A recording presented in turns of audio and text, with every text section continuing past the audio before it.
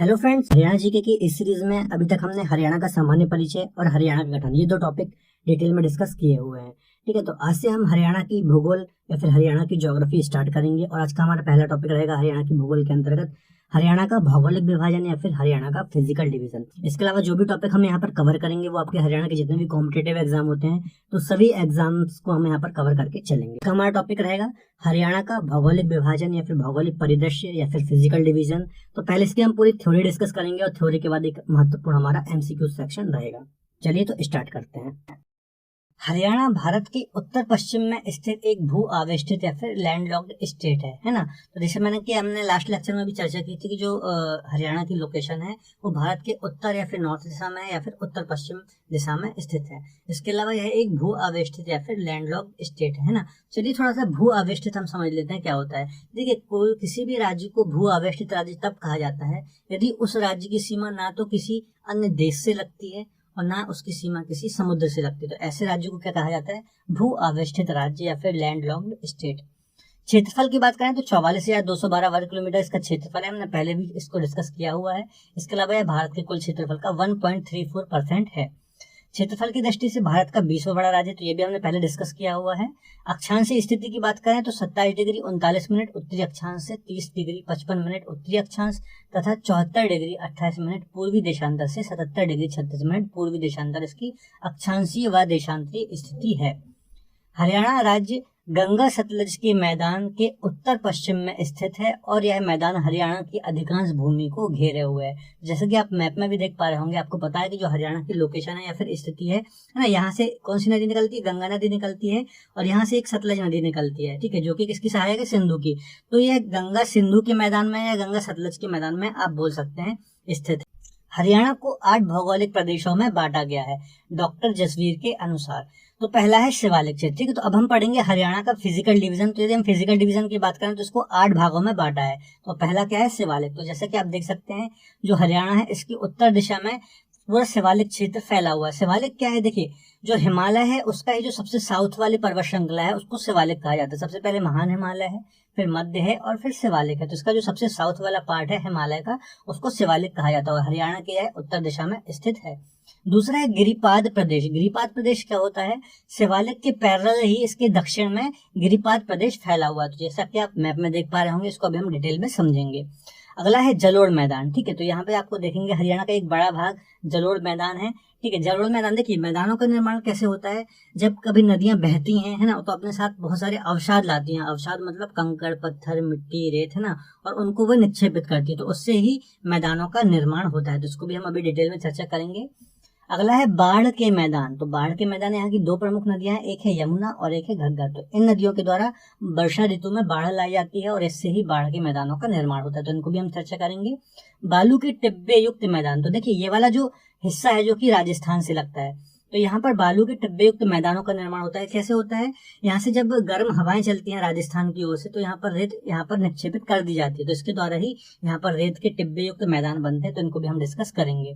तरंगित बालू के मैदान। तो यहाँ पर आप देख रहे हैं ये, तो यहाँ पर तरंगित बालू के मैदानों का निर्माण होता है। इनको भी हम डिस्कस करेंगे। नेक्स्ट है अरावली का पथरीला प्रदेश। अरावली का पथरीला प्रदेश क्या है? देखिए, जो अरावली का विस्तार है वो कुछ हरियाणा में भी है। हरियाणा की जो दक्षिण पश्चिम दिशा है ये आप देख पा रहे होंगे, यहाँ पर भी अरावली का विस्तार देखने को मिलता है। तो इनको भी हम चर्चा करेंगे। और लास्ट है अनकाई दलदल। तो जो सिरसा जिला है इसका जो दक्षिणी भाग है यहाँ पर हमें अनकाई दलदल देखने को मिलते हैं। तो इसको भी हम डिस्कस करेंगे। तो ये 8 फिजिकल डिवीजन है, इनको हमें डिटेल में चर्चा करनी है। हरियाणा की भू आकृति। घग्गर यमुना का मैदान जो है वो है 93.74% और पहाड़ी और जो चट्टानी भाग है वो कितना है? 3.09%। तो यदि है हरियाणा की भू आकृति देखा जाए तो सबसे बड़ी इसकी भू आकृति या फिर भौगोलिक क्षेत्र कौन सा है? घग्गर यमुना का मैदान। ये आप बीच में देख पा रहे होंगे, ये पूरा घग्गर यमुना का मैदान है जो कि इसका सबसे बड़ी भू आकृति है। इसके अलावा जो पहाड़ी चट्टानी भाग है वो 3.09% है। हरियाणा का मैदानी भाग सबसे बड़ा भू आकृतिक प्रदेश है। जैसा कि मैंने आपको अभी बताया, हरियाणा की समुद्र तल से ऊंचाई 200 से लेकर के 300 मीटर है। तो ये पॉइंट भी आपको याद रखना है। हरियाणा का भौगोलिक विभाजन। तो अभी हमने 8 भागों में इसका भौगोलिक विभाजन किया था, इसको हम एक एक करके समझेंगे। सबसे पहले शिवालिक। शिवालिक के बारे में थोड़ा सा हम डिस्कस करेंगे। यह हिमालय पर्वत श्रृंखला की ही एक श्रेणी है जो कि बालू, कंकड़ और सैल से बनी हुई है ना। तो हिमालय की मैंने बताया था आपको उत्तर में स्थित है ये, और हिमालय का ही एक भाग है ना। देखिए हिमालय पर्वत में 3 श्रेणियां हैं, महान हिमालय है सबसे ऊपर, फिर मध्य हिमालय है और फिर लास्ट में शिवालिक है। तो शिवालिक का कुछ हिस्सा यहाँ पर उत्तर में भी स्थित है। औसत ऊंचाई इसकी कितनी है? 600 से लेकर के 1500 मीटर है, तो ये भी आपको याद रखना है। हरियाणा के उत्तर पूर्वी भाग में स्थित है। तो मैंने आपको बताया कि हिमालय के उत्तर में स्थित है या फिर उत्तर पूर्वी भाग में यह स्थित है। हरियाणा का एकमात्र हिल स्टेशन पंचकुला है, यह शिवालिक क्षेत्र में भी आता है। तो पंचकुला आपको मैंने बताया था पहले भी, यहाँ पर सबसे नॉर्थ में स्थित है पंचकुला जिला, ठीक है, जो कि शिवालिक क्षेत्र में ही आता है और यह एक हिल स्टेशन है। चलिए शिवालिक के बारे में कुछ इंपॉर्टेंट पॉइंट हम यहाँ पर डिस्कस कर लेते हैं। हरियाणा की सबसे ऊंची पहाड़ियां, मोरनी की पहाड़ियां पंचकुला जिले में ही स्थित हैं। इसका सबसे ऊंचा शिखर कौन सा है? करोह, जिसकी हाइट कितनी है? 1467 मीटर, ठीक है। तो मैंने आपको बताया कि मोरनी की जो पहाड़ियां हैं वो पंचकुला जिले में ही है, और इसकी सबसे ऊंची चोटी कौन सी है? करोह है। तो आप यहाँ पर मैप में भी देख पा रहे होंगे, और इसकी हाइट भी आपको याद रखनी है 1467। तो आपको यहाँ से 2 पॉइंट याद रखना है, पंचकुला एक हिल स्टेशन है और यहाँ पर मोरनी की पहाड़ियां हैं, और इसका जो सबसे ऊंचा पीक है वो कौन सा है? करोह है, जिसकी ऊंचाई 1467 मीटर है। इन पहाड़ियों से घग्गर, मारकंडा, टांगरी और सरस्वती नदियां निकलती है। तो ये कुछ नदियां हैं जो कि यहाँ से शिवालिक क्षेत्र से निकलती हैं। यह 3 जिलों पंचकुला, अंबाला, यमुनानगर में फैला हुआ है, और यहाँ पर सर्वाधिक वर्षा भी होती है ना। अब देखिए जो शिवालिक का विस्तार है वो जो इसके उत्तरी जिले हैं, पंचकुला है, अंबाला है और यमुनानगर है, ठीक है, यहीं पर है। आप देखेंगे ये यहाँ पंचकुला है, अंबाला है और यहाँ पर ही यमुनानगर है, तो यहीं पर ये फैला हुआ है। इसके अलावा यहाँ पर सर्वाधिक वर्षा देखने को मिलती है। अब हम सेकंड फिजिकल डिवीजन की बात करते हैं, गिरिपाद प्रदेश। यह शिवालिक के दक्षिण में स्थित है। इसमें यमुनानगर, अंबाला और पंचकुला जिले आते हैं ना। तो शिवालिक के दक्षिण में आप देख पा रहे होंगे, ये ग्रीन कलर से मैंने आपको बताया है, शिवालिक के समांतर गिरिपाद प्रदेश है। गिरिपाद मैदान को स्थानीय भाषा में घर या कंघी कहा जाता है ना। तो इसे स्थानीय भाषा में यहाँ के लोग क्या बोलते हैं? घर या कंधी कहा जाता है। यह मैदान कम उपजाऊ है और इसमें घग्गर, मारकंडा नदियां बहती हैं, ठीक है। तो आपको यहाँ पे देखिए 3 पॉइंट कौन कौन से याद रखना है। जो गिरिपाद मैदान है यह शिवालिक के समांतर, शिवालिक के दक्षिण में स्थित है, ठीक है। इन्हें स्थानीय भाषा में क्या बोला जाता है? घर व कंधी कहा जाता है, और यह कम उपजाऊ मैदान होते हैं, ठीक है। और यहाँ पर कुछ नदियां भी बहती हैं जो शिवालिक क्षेत्र से निकलती हैं, घग्गर, मारकंडा। अगला है जलोढ़ मैदान। तो ये जलोढ़ मैदान का आपको डायग्राम दिख जाएगा, ये जलोढ़ मैदान है, ठीक है, गिरिपाद प्रदेश के दक्षिण में। यमुना व घग्गर के बीच के मैदान को जलोढ़ मैदान कहा जाता है, ठीक है। तो देखिए यहाँ से यमुना नदी निकलती है यदि मैं बताऊं, और यहीं से क्या निकलती है? घग्गर नदी बहती है। तो इनका जो बीच का मैदान है उसे क्या बोला जाता है? जलोढ़ का मैदान। यह गिरिपाद मैदान से अरावली के बीच में फैला हुआ है। नदियों से दूर के मैदान को बांगर, पुरानी जलोढ़ कहते हैं, तथा यमुना के पास कि नई जलोढ़ के मैदान को खादर या फिर नई जलोढ़ कहा जाता है। देखिए इसको थोड़ा समझिए। देखिए सबसे पहले हमने क्या देखा कि जो यमुना और घग्गर नदियां हैं, इनके बीच का जो ये मैदान आपको देखने को मिल रहा है, इसे क्या बोला जाता है? जलोढ़ का मैदान, ठीक है। अब दूसरा पॉइंट इसमें क्या है? जो नदियों से दूर का मैदान है, जो देखिए यमुना नदी यहाँ पर बह रही है, ठीक है, और घग्गर नदी कहाँ बह रही है? यहाँ बह रही है। तो ये जो बीच का नदियों का दूर का जो मैदान है, इसको क्या बोला जाता है? बांगर या फिर पुरानी जलोढ़, है ना। इसका मतलब ये है कि पहले कभी यहाँ पर नदियां आती होंगी और यहाँ पर नदियां अपने साथ जो भी मिट्टी, कंकड़, पत्थर, बालू लाती हैं ना, उससे मैदानों का निर्माण करती हैं। तो यहाँ पर मैदानों का निर्माण उन्होंने किया होगा, तो इसको बोला जाता है पुरानी जलोढ़ या फिर बांगर प्रदेश। इसके अलावा जो नदियों के पास का क्षेत्र होता है उसे बोला जाता है नई जलोढ़ या फिर खादर प्रदेश। अब हम बात करते हैं बाढ़ के मैदान की। तो ये देखिए एक घग्गर नदी प्रमुख है और यहाँ पर एक यमुना नदी प्रमुख है, तो इनके द्वारा ही यहाँ पर बाढ़ का मैदान का निर्माण किया जाता है। यमुना, घग्गर और मारकंडा नदियों के द्वारा बाढ़ का मैदान बनाया जाता है। तो आप मैप में भी देख सकते हैं, घग्गर है, यमुना है और यहीं पर ये मारकंडा नदी है। घग्गर के बाढ़ के मैदान को स्थानीय भाषा में नेली कहा जाता है, ठीक है। तो घग्गर का जो बाढ़ का मैदान होता है इसको स्थानीय भाषा में क्या बोला जाता है? नेली। और मारकंडा के बाढ़ के मैदान को बेट कहा जाता है, जो काफी इंपॉर्टेंट है। जो भी आपके हरियाणा के एग्जाम होते हैं उस हिसाब से काफी इंपॉर्टेंट है, आपको याद रखना है। घग्गर के बाढ़ के मैदान को नेली कहा जाता है और मारकंडा के बाढ़ के मैदान को बेट कहा जाता है। यमुना नदी गंगा की सबसे बड़ी सहायक नदी है, तो ये आपको पता ही होगा। यह हरियाणा में यमुनानगर जिले से प्रवेश करती है और फरीदाबाद जिले से होते हुए उत्तर प्रदेश में प्रवेश करती है। तो ये कुछ इंपॉर्टेंट पॉइंट यमुना नदी के बारे में आपको याद रखने हैं। यह हरियाणा की एक प्रमुख नदी है, ठीक है। तो आपको पता ही होगा यमुना का एक बहुत महत्वपूर्ण स्थान है हरियाणा के परिप्रेक्ष्य में।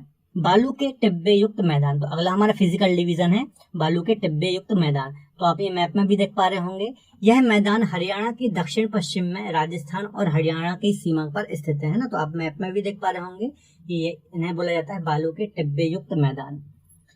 इस मैदान का निर्माण राजस्थान से गर्म हवाओं के द्वारा बहाकर लाई हुई बालू की मिट्टी के निक्षेपण से होता है। ठीक है, तो देखिए जो भी यहाँ पे राजस्थान राज्य स्थित है, आपको पता है इसकी दक्षिण पश्चिम दिशा में, तो यहाँ से जो भी गर्म हवाएं चलती हैं तो गर्म हवाएं अपने साथ रेत लाती हैं और यहाँ पर उसका निक्षेपण कर देती हैं। तो इस प्रकार से ही बालू के जो टिब्बे युक्त मैदान है इनका निर्माण होता है। यह मैदान सिरसा के दक्षिणी भाग से शुरू होकर हिसार, भिवानी, महेंद्रगढ़, रेवाड़ी और झज्जर जिलों में फैला हुआ है। ठीक है, तो ये सारे जिले आपको यहाँ पर देखने को मिल जाएंगे जहाँ पर ये मैंने बताया है। तो यहाँ पर ये जो बालू के टिब्बे के मैदान है यहाँ पर देखने को मिलते हैं। इस मैदान में कुछ निचले स्थान भी पाए जाते हैं जिनमें बरसात का पानी भर जाता है और स्थायी झीलें बन जाती हैं। इन्हें ढूंढ या फिर बाबरी कहा जाता है। ठीक है, तो देखिए क्या होता है, इन क्षेत्रों में कुछ निचले स्थान भी पाए जाते हैं। तो जब बारिश होती है तो यहाँ पर पानी भर जाता है। ठीक है, तो इन्हें स्थानीय भाषा में क्या बोला जाता है, ढूंढ या फिर बावड़ी बोला जाता है। तो ये काफी इंपॉर्टेंट पॉइंट है, आपको याद रखना है। नेक्स्ट है तरंगित बालू के मैदान। तो हमारा अगला फिजिकल डिवीजन है तरंगित बालू के मैदान। तो ये आप मैप में भी देख पा रहे होंगे, ये तरंगित बालू के मैदान क्या होते हैं अभी हम डिस्कस करने वाले हैं। इस मैदान का निर्माण वायु के द्वारा बालू के निक्षेपण प्रक्रिया से होता है तथा यहाँ पर्वत भी पाए जाते हैं। ठीक है, आप देखिए तरंगित बालू के मैदान और जो आपने पढ़ा अभी बालू के टिब्बे युक्त मैदान है, इसमें आपको कंफ्यूजन नहीं होना है। तरंगित बालू के मैदान क्या होते हैं, देखिए मान लीजिए यहाँ पर कोई पर्वत है ना, और यहाँ पर रेत है उसके अगल बगल, तो उसको क्या बोला जाएगा, तरंगित बालू के मैदान। देखिए यहाँ पे पॉइंट पे भी मैंने मेंशन किया है, इस मैदान का निर्माण वायु के द्वारा बालू के निक्षेपण की प्रक्रिया से हुआ है तथा यहाँ पर्वत भी पाए जाते हैं। तो यदि वहाँ पर्वत भी पाए जा रहे हैं तो इसे तरंगित बालू के मैदान कहा जाता है। भिवानी, महेंद्रगढ़, रेवाड़ी, गुरुग्राम आदि जिलों में यह पाए जाते हैं। ठीक है, तो ये पॉइंट आपको याद रखना है। इसमें बस एक पॉइंट आपको याद रखना है कि जहां पर पर्वत और बालू दोनों पाई जाती हैं वहां पर उसे तरंगित बालू के मैदान कहा जाता है। ठीक है, और सबसे बेस्ट इसका एग्जांपल है भिवानी। इसके अलावा महेंद्रगढ़, रेवाड़ी और गुरुग्राम में भी ये देखने को मिलते हैं। अरावली का पथरीला प्रदेश, अब अगला हमारा फिजिकल डिवीजन है अरावली का पथरीला प्रदेश, इसको हम चर्चा करते हैं। तो आप मैप में देख पा रहे होंगे, इंदौर पहाड़ी है, ढासी की पहाड़ी है, तोशाम पहाड़ी है ना। यदि आप हरियाणा की बात करें तो हरियाणा के दक्षिण पश्चिम में ये अरावली का कुछ भाग फैला हुआ है। यह हरियाणा के दक्षिण पश्चिम में फैला हुआ है ना, पहला ही पॉइंट है ये। तोशाम पहाड़ी ठीक है भिवानी में है, इंदौर पहाड़ी मेवात में है। तो ये अरावली का ही भाग है। तोशाम पहाड़ी कहाँ पर है, भिवानी में है, और इंदौर पहाड़ी कहाँ पर है, मेवात में है। तो ये जिले आपको याद रखना है, इस नाम से एग्जाम में पूछा जाता है। हरियाणा में अरावली का सबसे ऊंचा भाग ढासी की पहाड़ियां हैं, जो कि कहाँ पर है, महेंद्रगढ़ में। इसकी हाइट कितनी है, 652 मीटर। ठीक है, तो आपको याद रखना है हरियाणा में अरावली का जो सबसे ऊंचा भाग है वो ढासी की पहाड़ियां हैं, महेंद्रगढ़ जिले में है, और 652 मीटर इसकी हाइट है। इस प्रदेश में कम वर्षा होती है जिसके कारण यहाँ पर कांटेदार झाड़ियां देखने को मिलती है ना। तो ये वाला जो क्षेत्र है दोस्तों देखिए राजस्थान से लगा हुआ है। ठीक है, तो यहाँ पर कम वर्षा होती है। इसके अलावा आपको पता होगा जो अरावली रेंज है, ठीक है, वो पैरेलल है। जिस प्रकार से मानसून आता है दक्षिण पश्चिम मानसून, तो उसके ये पैरेलल है, तो यहाँ पर काफी कम वर्षा होती है। ठीक है, तो इस कारण से यहाँ पर कांटेदार झाड़ियां वगैरह पाई जाती हैं। इन पहाड़ियों में चूना पत्थर भी निकाला जाता है। तो जो ये पहाड़ियां हैं यहाँ से चूना पत्थर भी निकाला जाता है। तो ये सारे पॉइंट आपको याद रखने हैं। अगला है अनकई दलदल। लास्ट हमारा फिजिकल डिवीजन है अनकई दलदल। तो आप मैप में देख पा रहे होंगे, यह दलदल सिरसा जिले के दक्षिणी भाग में पाया जाता है। तो जो सिरसा जिला है इसका जो दक्षिणी भाग है ये वाला, यहाँ पर ये दलदल देखने को मिलते हैं। इसका निर्माण जल के अवरोध के कारण हुआ है ना। जल का अवरोध मतलब देखिए यदि किसी स्थान पर बहुत समय तक पानी भरा रहेगा तो वहां पर दलदल बन जाएगा। तो यही बात लिखी है कि इसका निर्माण जल के अवरोध के कारण होता है। यह राज्य का सबसे कम ऊंचाई वाला भूभाग है तथा इसकी ऊंचाई समुद्र तल से 200 मीटर से भी कम है। तो ये भी आपको याद रखना है। हरियाणा का जो सबसे नीचा या फिर निचला भूभाग है वो कौन सा है, अनकई दलदल प्रदेश, और इसकी समुद्र तल से ऊंचाई मात्र 200 मीटर है। तो ये आपको पॉइंट याद रखना है, इंपॉर्टेंट है। चलिए तो अब हम महत्वपूर्ण एमसीक्यू क्वेश्चन को डिस्कस कर लेते हैं। हरियाणा राज्य है, हरियाणा राज्य कहाँ स्थित है, तो इसकी उत्तर पश्चिम दिशा में स्थित है। मैंने आपको बताया है हरियाणा राज्य की जो लोकेशन है उत्तर दिशा में स्थित है या फिर उत्तर पश्चिम दिशा में स्थित है। निम्न में से कौन सा मोरनी पहाड़ियों का सर्वोच्च शिखर है, तो जो करो है मैंने आपको बताया था यह मोरनी पहाड़ियों का सर्वोच्च शिखर है। थोड़ा सा हम डिटेल देख लेते हैं इसकी फिर से। हरियाणा की सबसे जो ऊंची पहाड़ियों से मोरनी की पहाड़ियां कहा जाता है, जो कि पंचकुला जिले में है ना, हमने डिस्कस किया था। इसके अलावा इसका सबसे ऊंचा स्थान करो है जिसकी ऊंचाई कितनी है, 1467 मीटर। हरियाणा का कुल क्षेत्रफल कितना है, तो इसका जो क्षेत्रफल है वो 44,212 वर्ग किलोमीटर है। हरियाणा के साथ कितने राज्यों की सीमाएं लगती हैं? तो 5 राज्य और 2 यूनियन टेरिटरी की सीमाएं हरियाणा के साथ लगती हैं। ये सारी चीजें हमने डिटेल में डिस्कस की हैं। कौन सा राज्य हरियाणा के पूर्व दिशा या फिर ईस्ट डायरेक्शन में स्थित है? तो कौन सा राज्य है? देखिए, राजस्थान तो दक्षिण पश्चिम में है, जम्मू कश्मीर लगता ही नहीं है, इसके अलावा गुजरात भी नहीं है, तो उत्तर प्रदेश इसका आंसर होगा। हरियाणा की सीमा निम्न में से किस राज्य से सर्वाधिक जुड़ी हुई है? ठीक है, सर्वाधिक की बात करें तो राजस्थान से सर्वाधिक सीमा इसकी लगती है। हरियाणा का निम्नलिखित में से कौन सा प्राकृतिक भाग सबसे बड़ा है ना? सबसे बड़ा प्राकृतिक भाग कौन सा है? तो मैदान है। ये मैंने आपको बताया था, जब भी नदियां आती हैं, है ना, और अपने साथ अवसाद लाती हैं, तो अवसादों के द्वारा ही मैदानों का निर्माण होता है। और हरियाणा का जो सबसे बड़ा भू आकृतिक प्रदेश है वो कौन सा है? मैदानी भाग है। हरियाणा का एकमात्र हिल स्टेशन कौन सा है? तो पंचकुला हिल स्टेशन है ना, सबसे उत्तर में स्थित है। आपको पता होगा, शिवालिक की पहाड़ियों से हरियाणा की कौन सी नदी निकलती है? तो कौन कौन सी नदी निकलती है? घग्गर भी निकलती है, मारकंडा भी निकलती है और टांगरी भी निकलती है। तो इसका आंसर हो जाएगा डी, ये सभी नदियां यहाँ से निकलती हैं। निम्न सभी का अवतरण शिवालिक पर्वतमालाओं से हुआ है, केवल इसे छोड़कर।